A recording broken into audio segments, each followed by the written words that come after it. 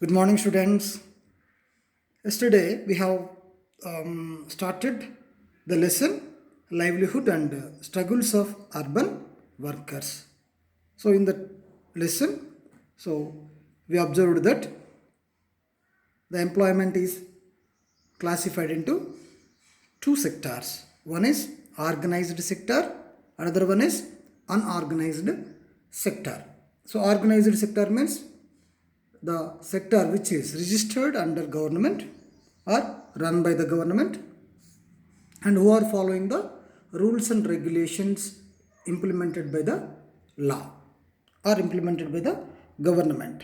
So in that organized sector, the workers will get more salaries, more benefits like medical facility, education facilities, okay, leave facilities, holidays, working hours are less, okay, and PF, Provident Fund, ESI, okay. So they will get all these facilities. So second one is unorganized sector.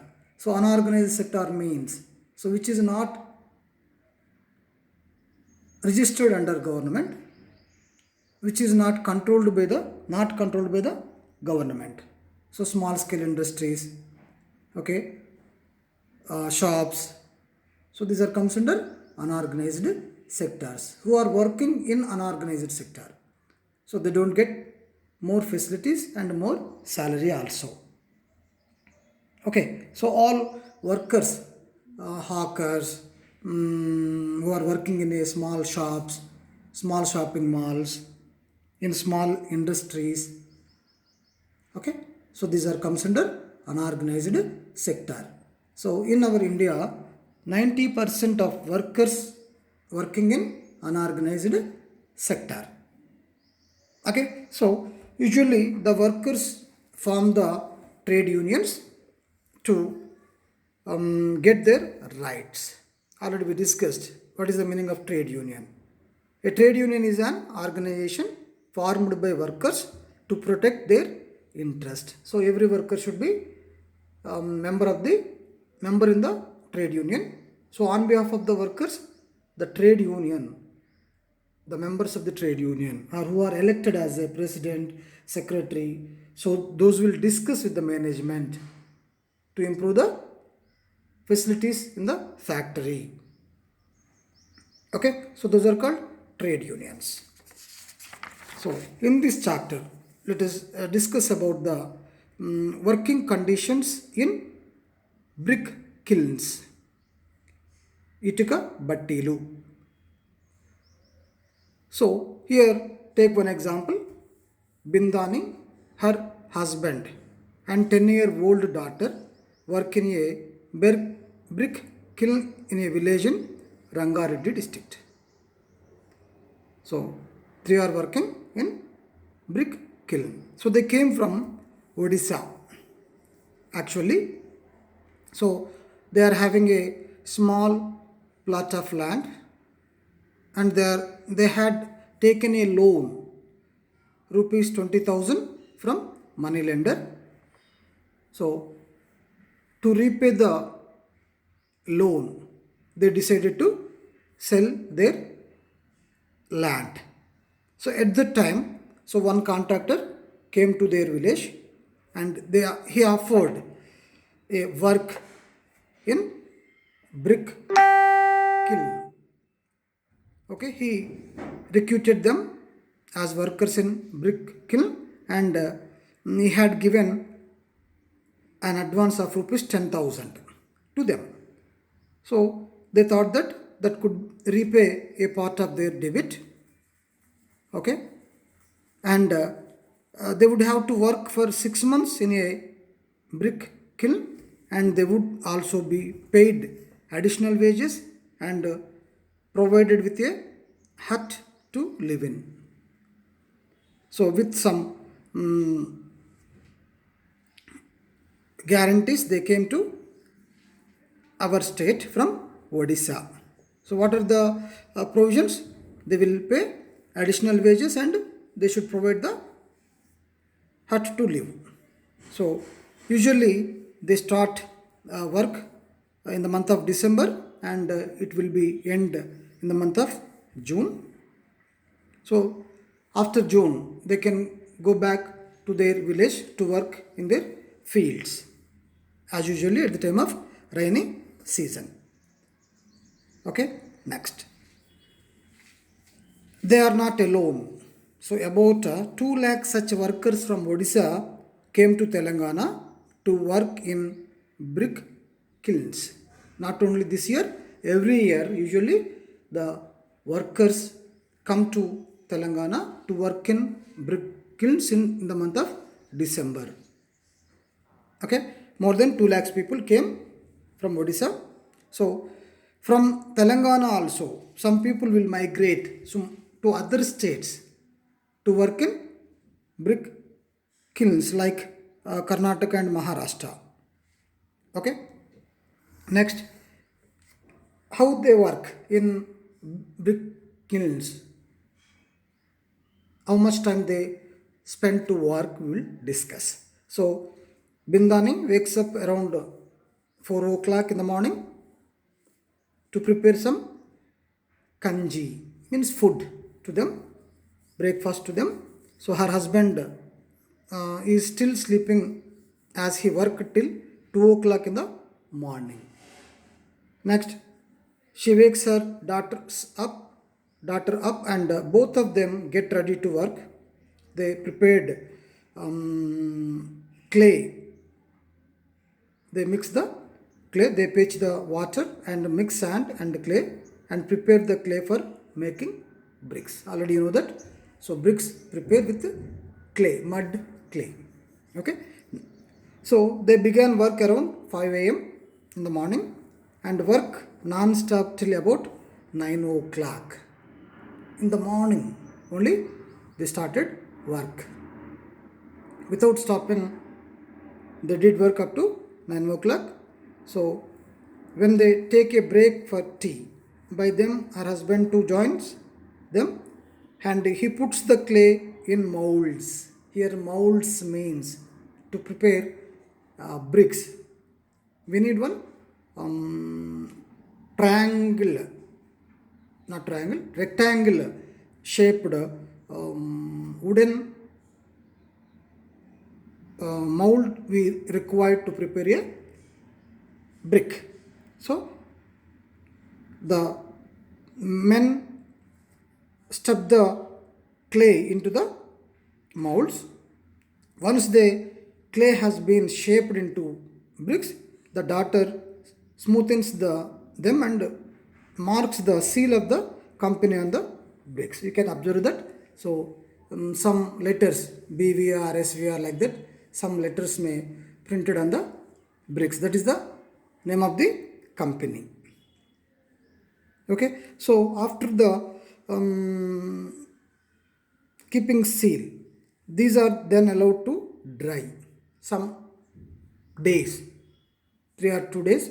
They leave the those bricks to dry up. Then loaded on bullock carts and taken to kilns for baking. So those will be baked. So then it will be strong. The work goes on continuously till about 2 o'clock in the night. So when they were started 5 o'clock in the morning, so the work ends in the 2 o'clock in the midnight. So those much long hours they will work in the big brick kiln to get more money. So Bindani and her husband work for nearly 14 to 16 hours per day. They don't want to stop work because they are paid according to the number of bricks they make. That is called piecework. That is called piecework. So based on the production only they will get the income or salary.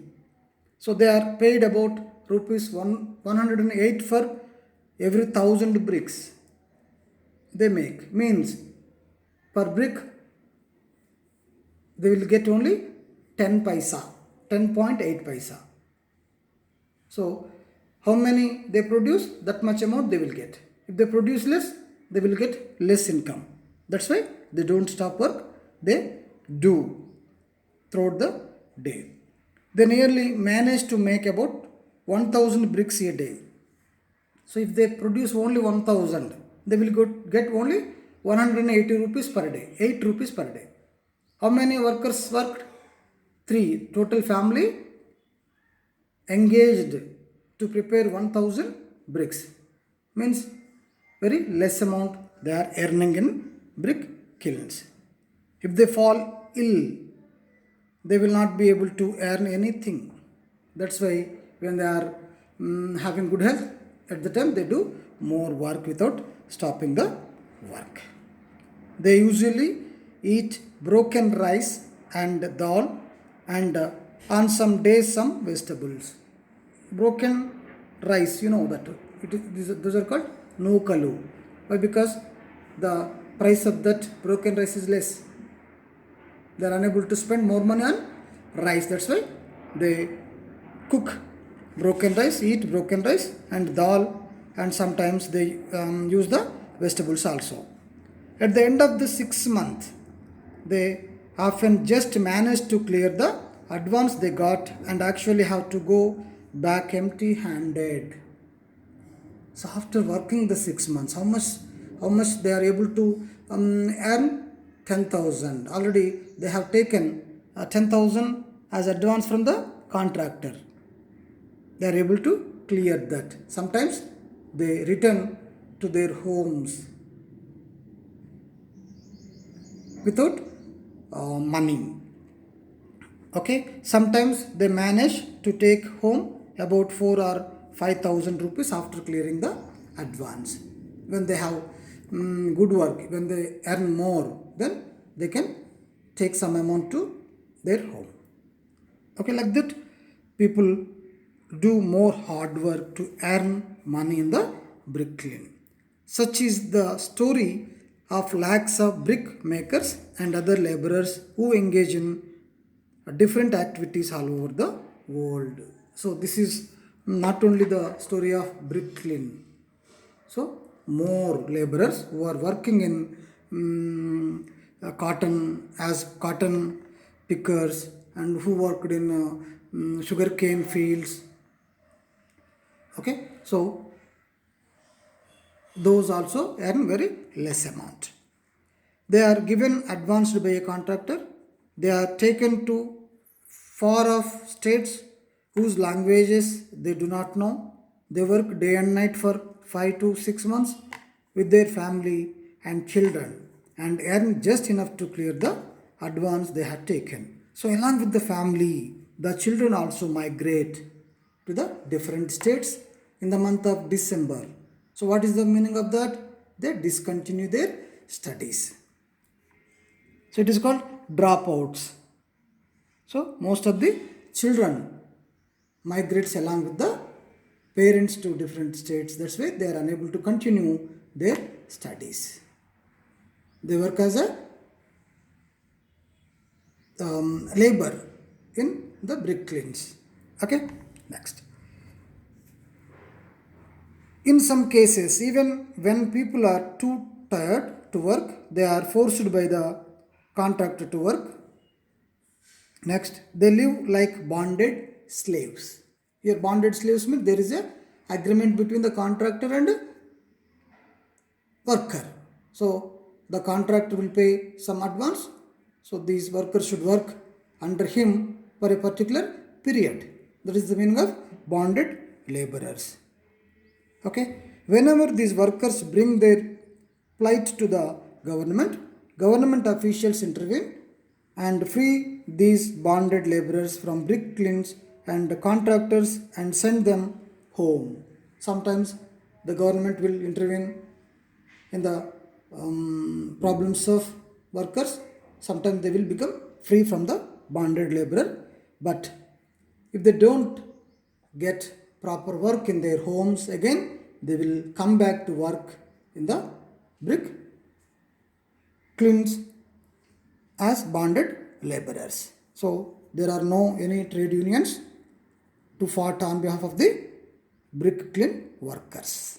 Okay, so like that, so many workers work in different states like bonded laborers. Clear? So here what we observed, so the working hours are more, they are earning less and without facilities.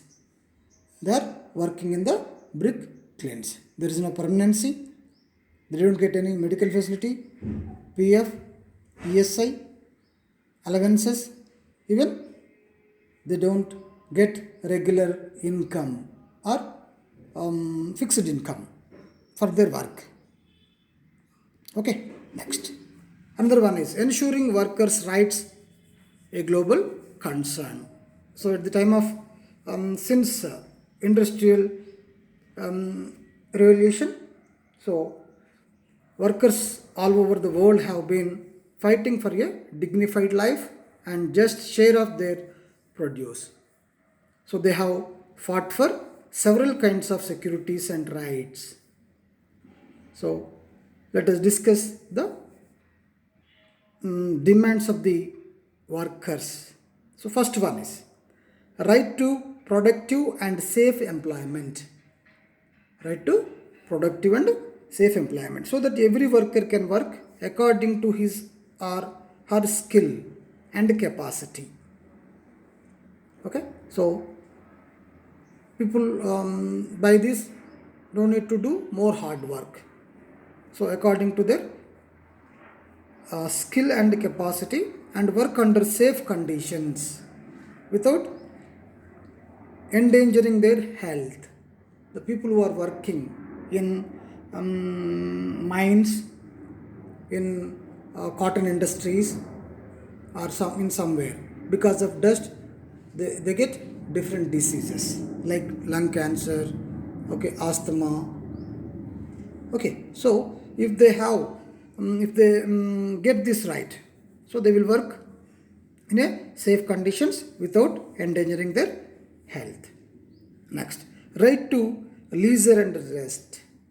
So every worker needs some leisure for month, in a month, or in a working hours or rest. So that they have time to rest from their tiring work and also have time to attend to other cultural and social interests. If they leave by 5:30, so what they will do after refresh, they will go for to attend for cultural and social activities. Then they will become active to work next day. Next, right to employment security. It is more important. Instead of other demands, right to employment security is the more important. So, permanency. So that every worker knows that he or she has an employment which will ensure her or him a livelihood and will not be arbitrarily thrown out of work. So, without fear, they do their work. There is a guarantee for their livelihood. Okay? If it is inevitable for a company to remove a worker, sometimes companies may lock down. So, if there is no production, example, in the COVID-19 time, the company is unable to bear the workers. Okay, they cannot pay the salaries. So at that time, if it is not inevitable, so for a company to remove a worker, he or she should be paid adequate compensation for the loss of work. They should pay some amount in advance to lead their life for some months, for 6 months or 1 year. Okay, so they should remove the worker by giving the prior information to the worker. Advancedly, they should inform to the worker. Prior notice should issue to the workers before going to remove the worker, okay, from their work. Clear? Next, another one is income security. So, already we discussed in the bricklanes workers. So, they don't have any fixed income. They are earning based on piece rate. Okay, so that every worker has adequate and regular income to take care of the needs of their families and savings for living dignified life in their old age. If they get regular income, fixed income, they can plan according to their income. They will save some amount in the pension schemes. So then, at this end of their life, at the time of old age, they will live dignified life. Okay, without depending on others. Okay, next, work security. So regular work. If you ambiguous, so if they get or don't get, so they don't have any interest to work, so that when they fall ill or meet with an accident, then they can get proper care and get paid for the period of illness. The permanent workers will get more facilities from the factory or owner or employer. So when they fall ill and any accident occurred, so they are having a medical facilities, and for the time, illness time, they will get the salary also. Okay, next, skill improvement. So the if the employer provide training to them, they try to improve the skill. When they improve the skill, they can get promotions and their income will be increased. Okay, sometimes some industries send their workers to different countries also to observe and to learn. Okay, next, collective voice. So what is the meaning of collective voice? Trade unions. If they allow, some factories won't allow to form the trade unions. Okay, so that they can form unions to express their problems and needs without fear and negotiate with the employers as a group rather than as individuals. If individual demand, so no one will be care. So that's why collectively the trade unions will be negotiate or talk with the management to increase the salaries, to provide the facilities. Clear? So these are the demands of the workers. Next, so here you can see here knife sharpeners. So those are self-employed people. They don't have any unions. No one provide any facilities to them. Okay, so there is no guarantee of income every day. Clear? If they fall ill, they don't get any income for that day. There is no fixed income for them. So most of the workers who are working in an unorganized sector not getting adequate income and adequate facilities. Okay, so over the last 200 years, workers all over the world have fought to get these rights recognized, even though they may not be implemented in all places. In most countries, the governments have agreed that these are basic needs of workers and made laws that ensure workers these rights. So, in some countries, they framed laws, but those are not implementing properly. Okay? So, let us discuss the next part of the lesson tomorrow. So, write the important points and send to me. Thank you.